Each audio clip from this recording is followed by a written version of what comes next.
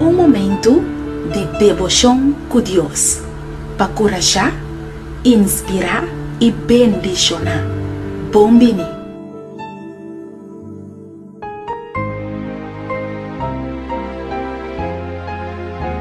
Feliz mainta bendicionar a minha boa amiga Nairalyn Felicia e me te awe dia mais para compartilhar com a palavra de Deus. E daí como título awe, me te pertenece na Jesus. E a palavra de Deus te queda hanya no book de Efésios, capítulo 2, versículo 10. Para sobra, nós é obra de sua mão. Criar em Cristo Jesus para bom obra nan, qual nan Deus ha preparado de antemano para nos cana tenang. Deus ha bendicionado cada de nós com talento nan especial e também dom nan especial.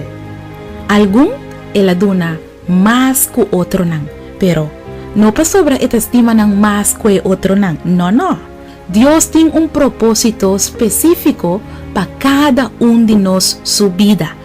E ela dona nos talento nan que nos mester para nos por cumprir com sua obra nan. Algum dom tá mais óbvio, mientras outro nan su dom bonota ni reparar nan mes. Pero tur dom tá igual importância para Deus. Toma tempo awe para pensar riba e dom nan que Deus adunabo e conta bo bendicionan. Pidi Dios awe para bendicionar e talento nan quella bendicionar bukune ya asina lobo portin impacto hopi mais grande awe para Dios. Palavra de Dios avisa-nos awe.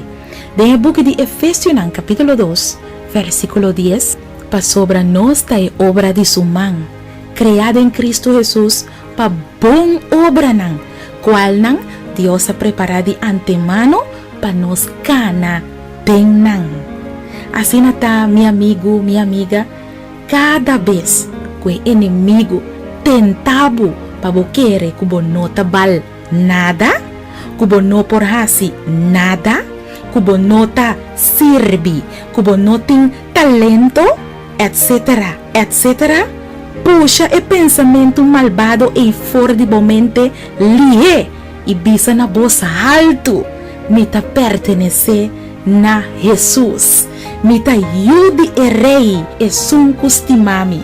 Amen. Laga nos reza. Tata danke.